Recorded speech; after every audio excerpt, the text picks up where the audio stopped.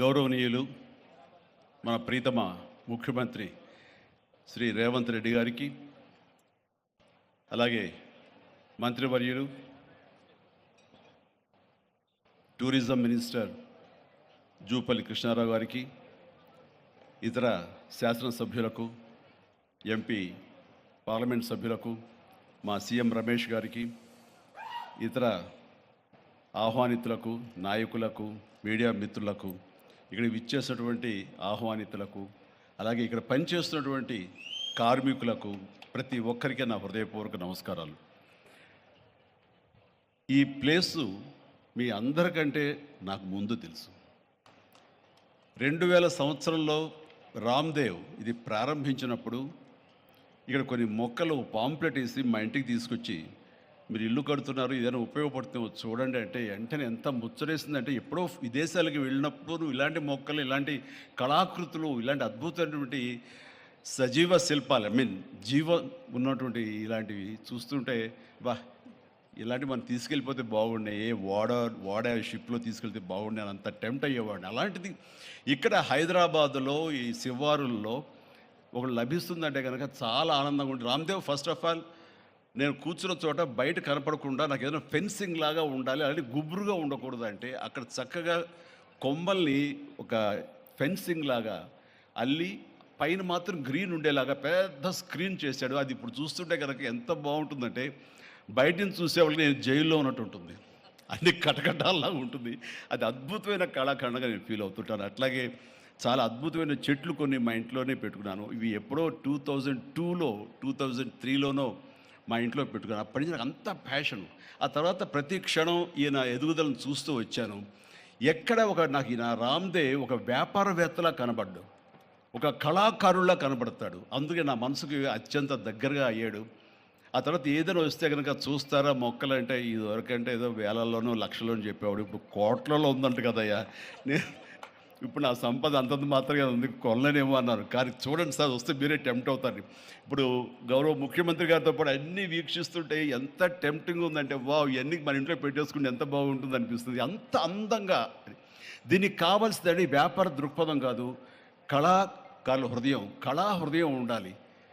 నా మటుకు నేను అతని ఒక కళాకారుడుగాను, ఒక ఆర్టిస్ట్గా చూస్తాను. నేను అంత తపన లేకపోతే, అంత ఇష్టం లేకపోతే సుదీర్ఘకాలం 24-25 ఇయర్స్ పాటు దీని మీద ఎక్స్పెరిమెంట్ చేస్తూ, ఎన్నో చోట్ల రీసెర్చ్ చేస్తూ, ఎక్కడెక్కడ ఏమేమి మొక్కలు దొరుకుతాయి, ఎక్కడెక్కడ ఈ శిలాకృతులు దొరుకుతాయి, ఆ శిలలు ఇక్కడ ఎలా తీసుకురావాలి అని దాని మీద అది దుర్భేద్యం అనుకోకుండా ఇది సాధ్యమే, ఇది మన ప్రాంతం వాళ్ళకి, మన హైదరాబాదుకి, మన స్టేట్కి అందం తీసుకొచ్చేది, మన దేశంలోనే గొప్పగా చెప్పినటువంటి గొప్ప పార్క్ అవుతుందని ఆయన మనసులో మెదిలిన ఆలోచన, ఆయన పడ్డ కష్టం, తీసుకున్న శ్రమ ఈ రోజున ఇక్కడ అద్భుతమైన కళాఖండంగా ఇన్ని ఎకరాల్లో చోటు చేసుకుందంటే కనుక నా భూతో నా భవిష్యత్తు.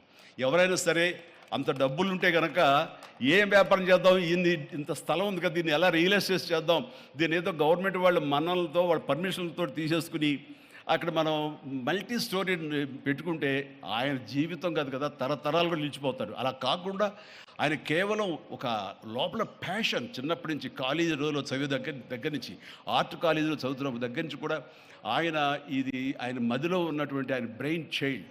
అలాంటి దాన్ని ఈ రోజున ఈ రూపం తీసుకొచ్చారంటే ప్రతి క్షణం, ప్రతి కార్నర్ ముఖ్యమంత్రి గారు చూసి ఎంత ముచ్చటపడిపోతున్నారంటే అంత ఇంత కాదు.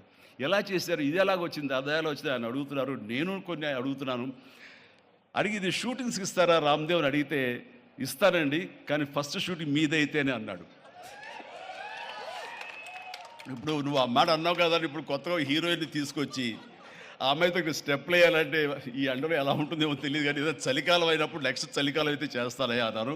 ఈలోగా వర్షాలు పడి ఇవన్నీ ఇంకొంచెం పచ్చగా ఉంటాయండి, 1 or 2 ఇయర్స్ లోపల ఇది అద్భుతంగా ఉంటుంది, కంటికి కనువింపుగా ఉంటుంది చెప్పేసి ఆయన చెప్తుంటే కనుక ఐ కుడ్ ఇమాజిన్. అట్లాగే ఇక్కడ వెడ్డింగ్ ప్లాన్ చేసుకోవచ్చు, వెడ్డింగ్స్ కానీ ఇతర రిసెప్షన్స్ కానివ్వండి, పలు ఈవెంట్స్, అలాగే ఐస్కి సంబంధించినటువంటి ఆ స్కేటింగ్ సంబంధించిన చేయాలని ఇలా ఎన్నెన్నో ప్లాన్స్ ఉన్నాయండి. అవన్నీ కూడా చేయగలడు, ఆ సామర్థ్యం ఉంది.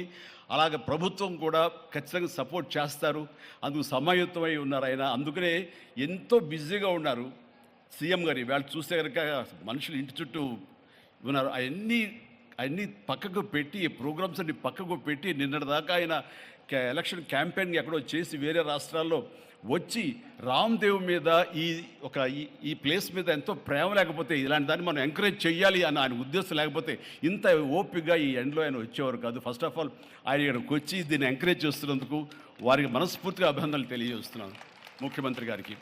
ఎందుకంటే అలాంటి వాళ్ళు అనుకుంటేనే, వాళ్ళ కళ్ళలో పడితేనే, వాళ్ళు ఇంప్రెస్ అయితేనే దీనివల్ల ఎంతోమందికి ఉపాధి కలుగుతుంది, ఇది ఎంతోమందికి కనువిందు కలుగుతుంది. మరి ఎంతోమంది ఈ ప్లేస్ని వాళ్ళ ఈవెంట్స్కి ఉపయోగించుకుంటారు. తద్వారా టూరిజం పెరుగుతున్న ఉద్దేశంతో కూడా మన జూపల్లి కృష్ణారావు గారు దీన్ని ఎంకరేజ్ చేయడం కోసం సమాయత్తమై ఉన్నారు.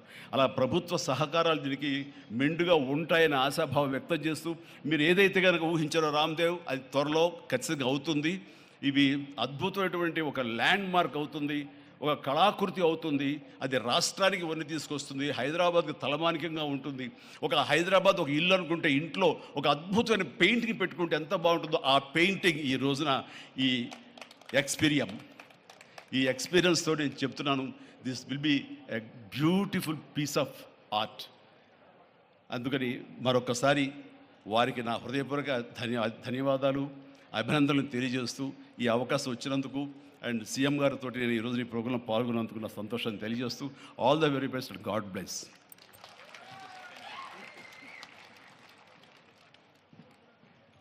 ఎక్స్పీరియంలో చిరంజీవి గారు స్టెప్పులు వేసినటువంటి ఆ సాంగ్ మేము త్వరలోనే చూడాలి అని మనస్ఫూర్తిగా కోరుకుంటూ ఉన్నాము.